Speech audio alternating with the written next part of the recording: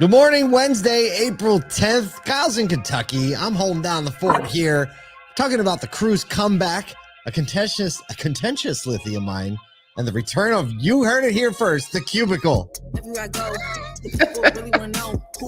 Kind of looks like you're in a cubicle right now, Kyle. It does. I was like, man, this would have been so much better if I would have had like horse racing in the background because I'm in Kentucky, but it is just a conference room.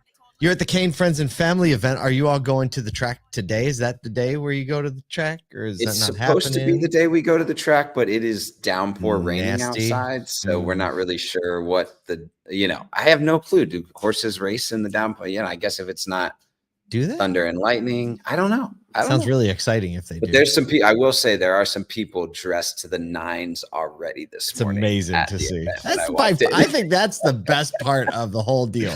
I went last year, and that was my first experience at horse racing and like any kind of like those real Kentucky vibes, and it was a thing. It was a thing. It's definitely a thing. Welcome. And I bet on one race. I've never bet on like a race or anything in my life. I bet on one, and I won. Okay, maybe I'll bet on one race, and we'll see. Maybe one race, and I bet that the horse I bet on, I bet that they would come in third. I didn't bet on the winner. You won that, and I won. I feel like that's harder to do than betting on first, but still, I didn't win as much as if I would have. So I won like $13 because that's what happens when you bet it. That's what happens when you bet $1.50. That's so good. But I've never been more joyous in my life. No, yeah, you're like, I was up and I quit while I was ahead. Perfect. Oh, so I was on a call yesterday with Don Hall, the president and CEO of Virginia Auto Dealer Association, and you couldn't be there because you were doing the event thing. And you really missed out because Don Hall is straight hot fire through and through. He told me some of his backstory before we got on. And the man just laid out probably the best value proposition for coming to ASOTU that I've ever heard. And it was like the value of being together and what happens when you're together and how that's different than when you're on Zoom or when he just laid it out so well. And so he's going to be at ASOTU in May. It's coming up. It's only 34 days from today. Not long. Speakers, Don will be there. A lot of other ATA presidents will also be there. Maryland Auto Dealer Association is having their annual meeting there. We have WOCAN having a breakfast meetup there. We have Will Guidera, keynote speaker. We have 60 plus speakers, most of which are dealers, sharing best practices and fixed ops, marketing, data, sales.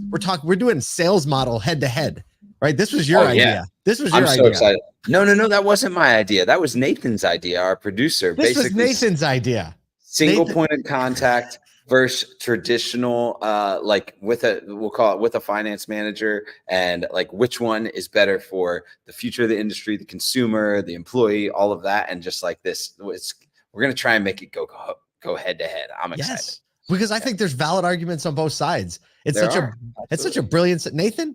Kudos. He's backstage right now, and we can see him. He's giving us pray hands. But yeah, realistically, there's just so many pros and cons to both, and people like weighing on a side. There are people very successful at both, and so you can go to that session. And one of, I don't know, how many sessions do we have? Like a lot. So many sessions. Actually, I think it's like, 24 sessions over 2 days. So it's doable. Plus the main stage, plus the pitch tank, plus. Pitch tank's coming back, live pitching. I was telling somebody about this yesterday, and they were really excited about pitch tank. So look, if you can get there, ASOTUcon.com. If you're coming, book a hotel room. We're probably under a dozen hotel rooms in the block. You need to book your room. And a lot of people, we're just going to say this, already bought tickets, didn't book a hotel room. Don't be clowned like that. Don't get clowned. Don't get clowned like that. I think we're on like less than 5 rooms available right now. Oh my gosh. Did that happen in the last day? Ooh, we were like at 20 rooms like 2 days ago. So, all right, well, get your hotel rooms. Get your hotel rooms. There are other hotels, but the event hotel, this is the time to do it. Literally, when you're listening to the show, by the time you hear this, if it's like after Wednesday or later Wednesday, you might have missed this train. Check it out. All right, let's get into some news today. So it's funny when we had Steve Greenfield on yesterday. We were talking about the top 150 dealer list, getting some insights. He posed the question I wonder if we'll ever see anyone get to 1,000 stores. And that's a great question. But the top 150 has kind of dominated the cycle for the last 2-3 days. Sometimes there's just not a ton going on. Right? Going on. So this is one of those times in the automotive cycle because everybody's working. right? What goes on Everybody's after it. Yeah. April? What goes Middle on of at the April. beginning of Let's April? go. Yeah. But you know what was going on in the middle of April 4 years ago? COVID. Somebody texted me and was like, hey, like happy work anniversary, right? Because you know how LinkedIn like puts that up there. Right. Well, apparently yesterday was my ASOTU anniversary. So 4 years ago. Wow. What a reminder every year that like at this time when ASOTU started, we had no idea what the heck was going on. There certainly wasn't anyone in Kentucky at the Friends and Family event. That kind of just blew my mind. I know. I'm like, I don't even know if I can finish the show that was 4 years ago. Just think about the resilience of I remember that live stream. I remember it like it was yesterday. I know. Man. Yeah. So if you don't know, ASOTU started during COVID just to have a live stream so people would have somewhere to Don Hall's point, be together. Yep. To build resilience, to share what was going on, to feel the power of being together. Thousands of people showed up to this like LinkedIn live stream when LinkedIn Live was brand new. It was glitchy as could be. It felt like we were like jamming a satellite signal from a bunker, like in a Star Wars movie. It was glitching. Absolutely. It's fun. You can go to the ASOTU page and go back and watch the first one. Total time capsule of what it was like this time 4 years ago in COVID. You should go check it out. So, you know, now we're talking about other things. Here are the kind of things we talk about 4 years after we first get locked down from COVID. GM's Cruise driverless fleet is steering its way back into action, but this time with a human touch. After a high-profile suspension, we all know they shut it down. They're back on the road in Phoenix with human-driven vehicles for data collection. So there's a human at the seat now. So, you know, they are collecting data while they're in the seat, trying to build back trust that they lost following a series of incidents, including a significant accident in San Francisco. So the Justice Department and the SEC investigations into the handling of a past accident has Cruise emphasizing more safety protocols, putting things in place. And despite the setbacks, Cruise is still very much optimistic about the future of autonomous driving, talking about the potential to enhance safety and reduce accidents overall. We've talked about this before, but it is clearly the quickest path to autonomy, doing this at scale for like people to interact with it in some sort of controlled environment where a company kind of has their hands at it. I love that they're putting a driver back in the seat. It gives just that general confidence to the person in the back seat or the rest of the drivers on the road that they don't see this, you know, thing driving around with no person in it, right? That's kind of, it's almost like daunting. So there's some confidence for everybody out there. And I think this is a great step back into it. I'm excited to see what comes of it because I think this is a great opportunity. And I think like there's a world where I see myself sitting back on in the back of an autonomous vehicle that would be especially some sort of like Uber or Lyft or autonomous driven like taxi type service. Because it's tough to find that type of service. You know? I know. And Tesla's robotaxi is about to be released and revealed. Yep. So maybe another step in that direction. So we'll see what happens. EVs and an EV autonomous vehicle. Like, there you go. Speaking about getting the EVs, this one surprised me. Did you know there is only one active lithium mine in the US?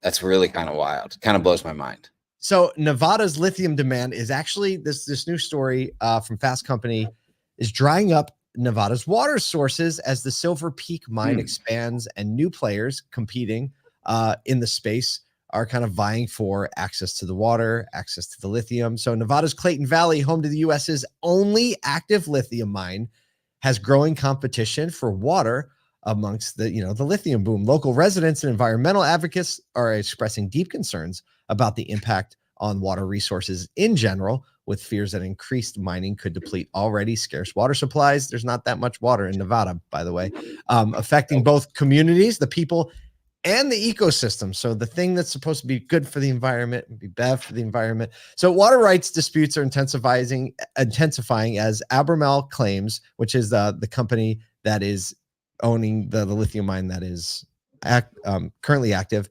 They're claiming almost all the groundwater for lithium extraction. So they're saying like there's none for anybody else. So sustainable water use being questioned, and direct lithium extraction, or DLE, which is another method of getting lithium, which uses less water, is also a very big contentious issue because of what that does to the environment.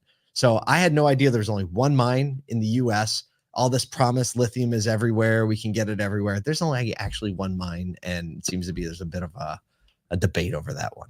Yeah, well, and so like I looked into this a little bit. It's a ton of water that's necessary to do this strip mining to get the lithium off the ground, because of the reaction that it has with it. It basically like boils it to the top, and so like you think about it's not like it's like in Florida where it's sitting on water, right? Right. Or like water all over the place. This is already an arid climate. It's kind of just one of those new complexities that maybe you didn't think about 3 years ago that is necessary to see more batteries produced, but puts the strain on local residents and water supply. So I'm like, what are they going to do next? I Right. wonder what the other, I mean, That's like, where all of it is. is it like, I know, like, is it all in Nevada? Like, I felt like I heard like lithium's everywhere and right. All the talk, all the hyperbole. This It's guy like not now, educated, not educated. Don't know enough. with all the stuff you hear going on, I think that's just the lesson in like you hear things and you always have to look under like who's spinning what's the reality. The reality is there's only one active lithium mine in the US that is actually struggling to get more mines up because of water resources. So I think another reason that foot off the gas or the accelerator on the EV conversation is definitely merited. So I don't know. Maybe we'll go back. Speaking of going back, Going back. this is a good one. I like this one. Well, a lot of us may not remember those cubicles, but I can tell you the accounting departments still remember them. Actually, they see them every day. But cubicles may be making a comeback as millennials, once critics of this office staple, are discovering a hidden value in them. A Business Insider article recently highlighted Sydney Baker, a 27-year-old millennial. I question the millennial piece of that. Why? Because she's 27? She's like right on the edge. Yeah. Who shares how her cubicle became a blend of personal sanctuary and a social hub. So she initially viewed cubicles as outdated, only finding them once she returned to work to offer a unique blend of privacy and personalization. She's got flowers. If you see the image of it, it's like a whole little Zen state. It's got slippers, a blanket. It's a whole thing. The whole thing. Transforming it into this kind of inviting workspace instead of the dreariness of the way that we have seen the cubicle of old. This shift back to hybrid work post-pandemic has highlighted the importance and flexibility of work-life balance, making a cubicle for a lot of people headed back to work surprisingly a fit for the modern worker. Just a wild surprise out of left field. I thought about this. So you and I were at the Reynolds and Reynolds headquarters several weeks ago, and it's just a really big building, right? With a lot of floors, beautiful spot, a lot of cubicles. And I did notice as we were walking through there, how people really had their cubicles kind of like up to the next level. And I was like, okay, I see this. And this is how the pendulum swings, right? Because like 10 years ago, it was like, these cubicles are ruining everything. WeWork hits the stage. Google does their thing, right? They're like, oh, this is the best. We're social. Turns out people weren't getting a ton done. And people need a little bit quiet. So then we went remote and we're coming back. I think that there is like a happy medium here because it is very distracting to try to get work done in space. And I think that if you can give like millennials, Gen Z, like people a place where they can personalize, make it feel like home, it could almost be like inviting somebody over, right? That's having exactly a space right. for you. So I'm a fan, and I think that people will always find a way to make something their own. And look, they're gonna go away again, right? Look, like the people I remember I ran a BDC that had cubicles, right? And I actually ended up buying everyone, like, because the cubicle board is hard to like pin stuff to. I actually bought additional like pin boards and cork boards to put on their little walls because it was this thing where they kind of like created their own little space that they felt comfortable in every single day. So I can see how that's a reality still. If you can make that an inviting space, make it a fun place to come to work. And that's it, Kyle. We're going to start a new company. It's called cubicleglowup.com. Right? Cubicleglowup.com. You just wait. It's going to happen. When you think about with the hybrid work, you could really integrate some really great video conferencing things into this as well. Yeah. And you feel like you got your own little YouTube studio. If I had a cubicle, it would feel like a little YouTube studio. It really would. You would basically put up what you have right now somewhere in the thing. Let's just talk about it. It's not a cubicle. It's a personal studio. Let's rebrand the thing. Oh, personal studio. Everybody gets can you imagine your company? Well, here's your cubicle. If you're like, here's your personal studio. Wow. Everyone's like, I got a personal studio. And you have a $200 budget with which to personalize it. See, now there you go. We're just solving the world's now we got a thing going on. We hope whatever you're doing, whether you're with Kyle at the Kain Friends and Family event, or if you're booking your tickets to ASOTUCon, or just getting it done this morning, we hope you care about some people, sell and service some cars. We'll see you here tomorrow.